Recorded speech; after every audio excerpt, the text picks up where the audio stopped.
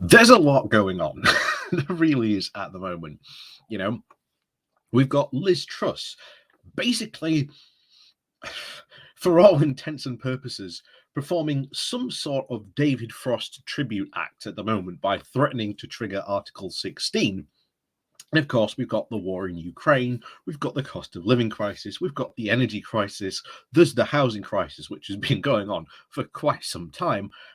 And of course, there are other challenges going on as well, which, well, the current government doesn't really seem to be all that honest about really solving. You know, um, look at the cost of living crisis.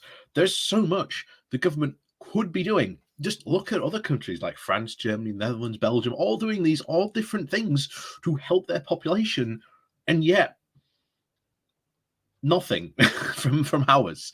But then that's our current government. And of course, it makes it even more worrying where you get, stories and things like this appearing in The Guardian about our potential food security, because in the West, we don't really have famines. The last famine to happen in the UK, I think officially was in like the early like 1800s, late 1700s, something like that. That's how long it has been officially since we've had a famine.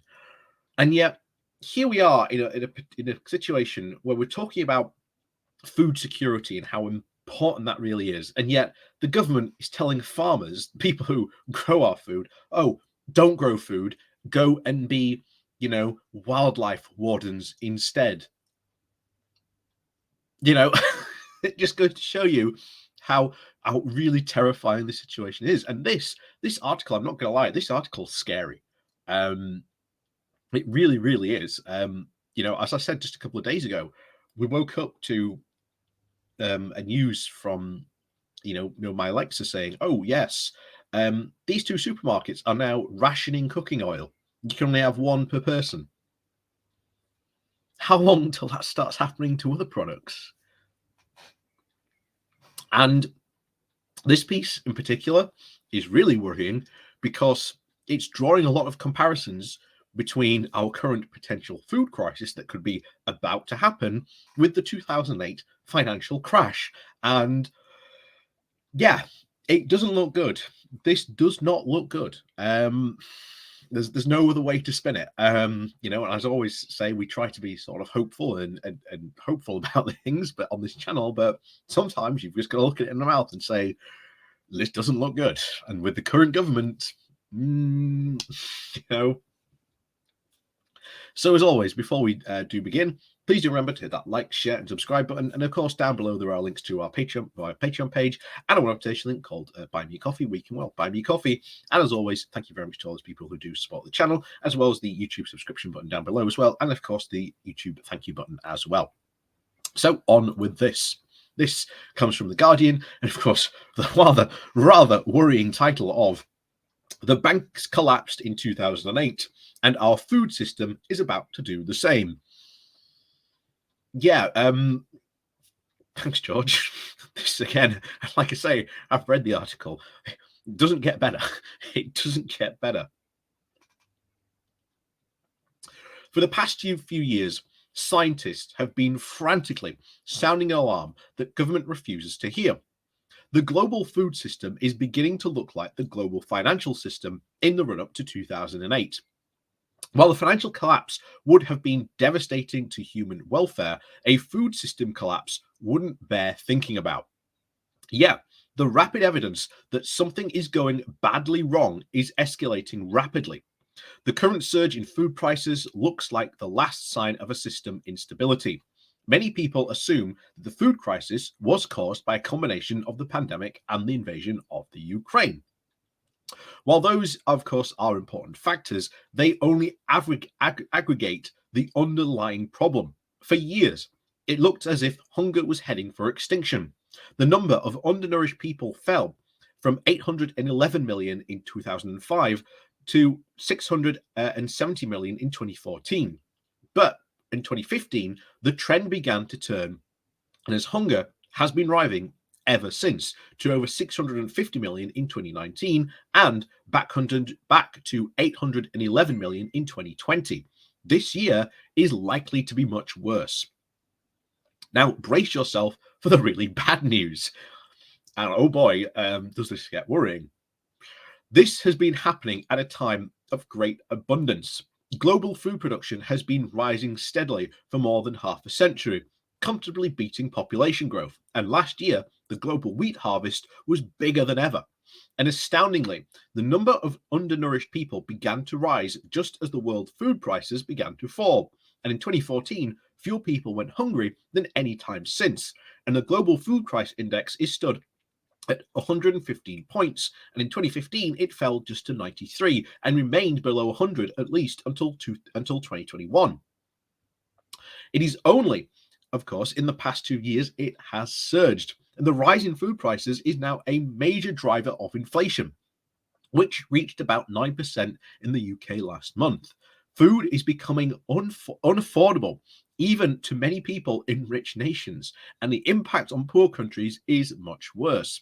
And of course, it's not just here, and the disadvantaged poor people are going to be have here. It's all right. This is going to be a global impact, and it's worrying the direction about this that this has been going in, and well, just what's going on is the real question here. It's difficult. So, well, global food, like global finance, is a complex system, and it has developed spontaneously from the billions of interactions and the complex systems and the counterintuitive properties. They are all very resilient under certain conditions, as their self-organizing properties tend to stabilize them. But as stresses elevate, these properties start transmitting shocks throughout the network, and beyond a certain point, a small disruption can tip the entire system over its critical threshold, whereupon it collapses suddenly and unstoppably. That's exactly the same way that the banking crisis happened back in 2008, except this isn't finance we're talking about. This is food, And as much as people will say money and the economy is important, the food is a bit more important than that. We all need it to live. Now we know enough about the system to predict whether there might actually be resilience or fragile. Scientists have represent complex systems at a mesh of nodes and even links, and these nodes are like the knots in an old-fashioned net, and the links are the strings that connect them. In the food system, the nodes includes the corporations tending the grain, seed, and farm chemicals, the major exporters and importers, and of course through the ports which this food passes. Their links are commercial and international relationships. If these nodes behave in a variety of ways, their links to each other are weak, and the system is likely to be resilient. If certain nodes do become dormant, they start to behave in a very similar way and are strongly connected, and the system is likely to be fragile. And the approach, again, to the 2008 crisis, the big banks developed similar strategies and similar ways of managing risk as they tried to pursue the same source of profit. They became strongly linked with each other in ways that regulators even scarcely understood. While Lehman Brothers failed, it threatened to pull everyone else down. So this is where it sends cold fear through those who study the global financial food system. In recent years, just as financial crises were during the 2000s, key nodes in the food system have swollen. Their links have become stronger, business strategies might be converged and even synchronized, and even features that might make and impede a systemic collapse, redundancy, modernity, circuit breakers, and even backup systems have been stripped away, exposing the system to global continuities of shock. So just one estimate is, again, four corporations control 90% of the global grain trade. The same corporations that have been buying into seed, chemicals, processing, packing, distribution, and even retail in the course of 18 years. And the number of trade connections between those exporters and importers of wheat and rice have doubled.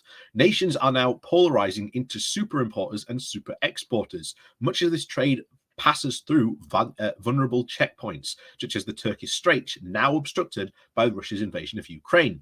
the Suez and Panama Canals, the Straits of Hormuz, Bab el-Mandeb, and of course Malacca. One of the fastest cultural shifts in human history is the convergence towards a global standard diet. While our food has become locally more diverse, globally it has become less diverse. Just 4 crops, wheat, rice, maize, and soy, amount for 60% of the calories grown by farmers, and their production now is highly concentrated in the hands of nations, including Russia and Ukraine.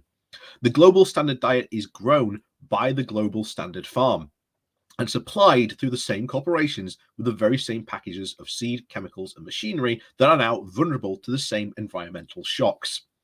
The food industry is becoming tightly coupled to the financial sector, increasing what scientists call the network density of the system, making it far more susceptible to cascading failure.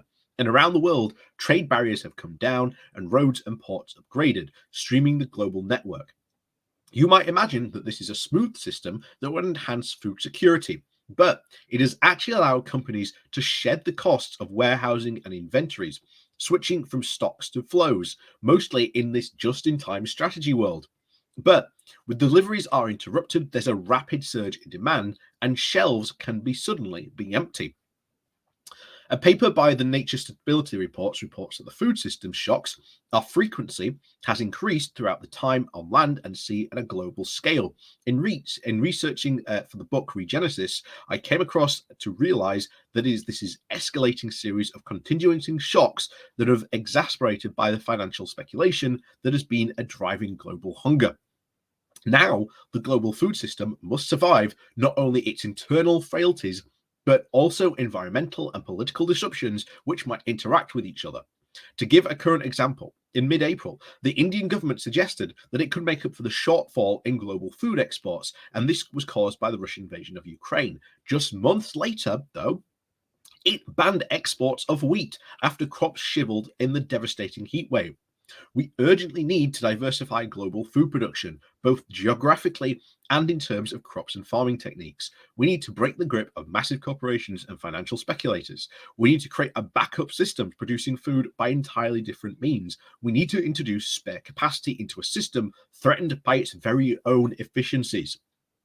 If so many can go hungry at a time of unprecedented bounty, the consequences of a major crop failure and then environmental breakdown could defy imagination. The system has to change. And I sort of agree with him on this. It's really shocking when you come to realize that we live in this age of plenty. And yet, as you said there, 4 corporations control 90% of the world's wheat. What happens if one of those fails or something like that? That can have huge implications. So there needs to be certainly more diversifying. We need to, again, sort of, level out what we grow and what we do. And like I say at the beginning of this thing, you've got currently our government is telling farmers, oh yeah, don't be farmers, be environmental wardens. Again, go figure. But again, it's you may remember, or in fact, a couple in the next couple of weeks, indeed, next couple of months, in fact, you'll notice a lot of politicians will start wearing wheat on their jacket sleeves and their clothes, because again, it's National Farming Week, and they go, oh yes, farming, we love farmers, and then that's it. And yet, you've only got to look at some of the warnings the National Farmers Union have put out in the very recent weeks about potential food shortages and food shocks, very, very reminiscent to this. And putting this all together makes for very scary reading indeed. Because if you can see a financial shock of the type that happened in 2008, what could that mean if it happened to something like food production or as we said, environmental factors, like the one with India that was mentioned at the end. Oh yeah, India, we can compensate for this. Oh no, we can't. Sorry, we've had a massive heat wave and all our crops have failed. This, yeah, worrying to say the least is, very, very worrying. But as always, thank you very much for watching. And as always, hit that like and share, subscribe button, like, share, and subscribe button on your way out. And of course, down below, you know the drill by now. So as always, thank you very much. And as always, we'll see you all next time.